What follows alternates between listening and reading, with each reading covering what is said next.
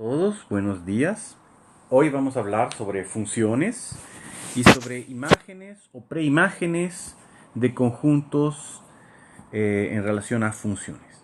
¿Ya? Bueno, si tenemos una función de E en F, ¿no? Quiere decir que para cada elemento de E posee una imagen en F, ¿cierto? Esa función puede ser inyectora, puede ser sobreyectora, puede no ser, etcétera, ¿no? Pero digamos que yo tengo un subconjunto A de E. ¿Cuál es la definición de f de A? Bueno, podemos describirlo de la siguiente manera. Para comenzar, ¿no? Si E está en un lugar, si es un conjunto y f es otro, f es la función que va a elevar elementos de en elementos de f. Entonces, si yo tomo un subconjunto A, cuando digo f de A, estoy procurando o buscando justamente cuál sería esa imagen de los elementos de A. Eso es f de A. O sea, sería vamos a decir, los elementos y en f, tal que existe un x que está en A, tal que f de x es ese y. Otra forma más rápida de escribir es decir, son los elementos f de x de f, tal que x está en A. En otras palabras, tomo todos los elementos de x y voy buscando sus imágenes.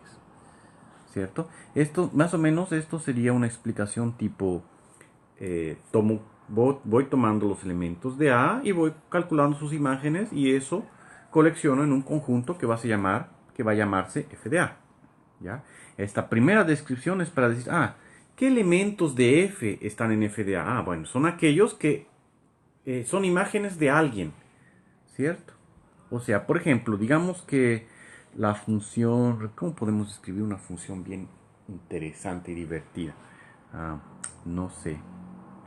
Bueno, digamos que yo tomo una función, ¿ya? De los naturales en los naturales y que lleva n en, digamos, n más valor absoluto de n. Es una función. Bueno, eh, entonces, por ejemplo, ¿qué sería? Bueno, f de 1, bueno, es 1 más 1 da 2, ¿cierto? F de menos 1 es menos 1 más 1 es 0. Y así, etcétera, ¿no? Pero es f de un elemento. Y si yo quiero f de un conjunto, no se escribe así, perdón. F de un conjunto. F del conjunto menos 3, menos 2, menos 1, 0, 1, 2 y 3. ¿Qué es f de ese conjunto? Bueno, tengo que calcular f de cada uno de los elementos. F de menos 3, etcétera, hasta f de 3. ¿Cierto? Entonces, esa imagen sería, bueno, f de menos 3, ya vimos que f de un número negativo va a dar 0, ¿no? Obviamente da para ver aquí. Si n es negativo, valor de n menos n da 0. Entonces 0. F de 0 es 0, f de 1 es 2, f de 2 es 4 y f de 4 es 6. Esa sería la imagen, ¿no? Si para poder construir esa imagen utilizamos esta definición que está aquí. Esta forma de definir. ¿Cuándo utilizamos esta definición? Es porque, bueno, yo tengo un elemento y que está en mi conjunto f.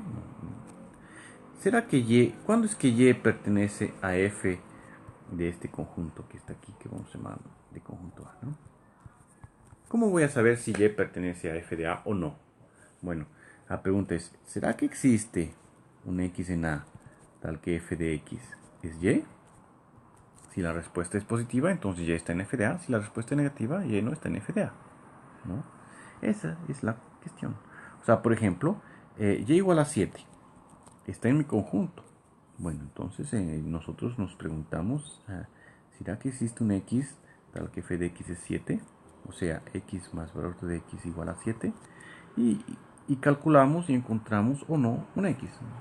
Y aquí vemos que esta ecuación no tiene solución. No hay solución en los enteros, por lo menos.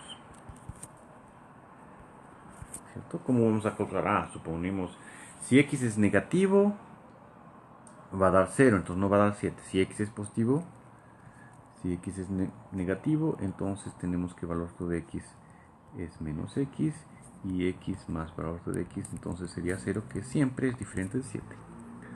Luego, x es positivo. De ahí, nosotros tenemos que x más x es 7, o sea 2x igual a 7 y x igual a 7 medios, que no es un entero. Entonces no existe, ¿no? O sea, bueno, a lo que aquí calculé si estaba en la imagen o no. Pero en fin, vemos claramente que esta relación utilizamos cuando, digamos, tomamos un elemento en f y queremos saber si él está o no está en f de a. Ahora, si queremos calcular los elementos de f de a, utilizamos esta noción. Espero que quede claro que estas dos definiciones son exactamente iguales. Es la misma cosa. Son los elementos en f tales que existe un x en a con f de x igual a y. O son los f de x de f tal que existe en a. Porque justamente, si alguien es de esta forma, es porque existe un x tal que ese elemento se escribe así. ¿Ok? Bueno, ¿y cómo sería si yo tomo un b en f? ¿Cuál es la definición de f menos 1 de b?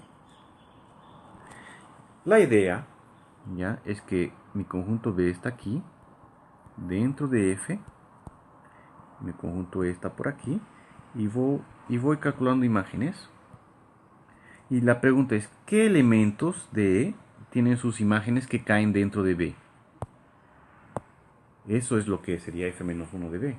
O sea, f menos 1 de b son los elementos que están en e, tales que f de x caen dentro de b. Esa es la definición de f menos 1 de b. Es simple, ¿ya? O sea, justamente, bueno, por ejemplo, este elemento, su imagen está aquí fuera, entonces no está. Este elemento, su imagen está aquí. De este elemento, su imagen, cayó aquí dentro. De este otro elemento, cayó en este otro lugar, aquí dentro también. De este otro elemento, cayó aquí fuera. Entonces, ¿qué sería f menos 1 de b en este caso? El conjunto formado justamente por este elemento y este elemento. Nosotros tenemos entonces este conjunto sería el f menos 1 de b. ¿Sí? Esa es la idea del conjunto f menos 1 de b. Lógicamente, ¿cómo escribiríamos esto, no? Escribiríamos que un x está en f menos 1 de b si solamente si f de x pertenece a b. ¿Ya? Si tenemos que ir construyendo conjuntos y ver si un elemento está o no está, esta es la relación que vamos a utilizar, ¿cierto? Y en relación a f de a, bueno, vimos que f de a se escribe de dos formas, ¿no? Son los y en b, tal que existe un x en a con f de x igual a y, o los elementos de forma f de x en no, y en b no, pues y en f, ¿no es cierto? Perdón, f de x en f tal que x está en a. ¿Cómo escribiríamos eso en una relación? Bueno, si yo escribo que y está en f de a, es justamente equivalente a decir que existe un x en a con f de x igual a y. Ahora yo no puedo escribir f de x está en f de a si solamente si x está en a. Esto ya es medio que falso, ¿no? ¿Por qué puede ser falso? Por ejemplo, tomo un x aquí, un x1, digamos, un x2, ¿cierto? Imagen cae aquí, en un y1, imagen cae aquí también, en el mismo y1, pero ahí, ¿sí? Ya, sí, exactamente, ¿no? Digamos. Y y aquí esto es a. Obviamente que si a es esto de aquí, ¿cierto? ¿Cómo describimos f de a? tomamos los elementos de A y calculamos sus imágenes. Entonces f de A es este conjunto que está aquí. Pero yo tomé también un elemento que está fuera de A y su imagen también está aquí dentro. Entonces, qué engrasado, qué chistoso, ¿no? Fx1 pertenece a f de A. Pero no es porque x1 pertenece a A. Esto es falso. Es porque existe algún x que está en este caso en A, tal que f de x2 es f de x1. ¿Ya? Entonces, cuidado, esto aquí es falso, esta equivalencia. Esta es la equivalencia correcta. ¿Ya? Bueno, es claro que si x pertenece a A, entonces obviamente f de x va a pertenecer a f de A. Pero no a la vuelta. La vuelta no es necesariamente verdadera. F de alguien puede estar aquí dentro, ¿no? Si, por ejemplo, esto es f de A, aquí está A, entonces eso quiere decir que calculando las imágenes de los elementos de A estamos aquí dentro. Pero podemos tener elementos fuera cuyas imágenes también están aquí dentro, ¿cierto? O sea, no podemos decir que esto implica esto. Bueno, no sé, espero que haya quedado más o menos claro las ideas.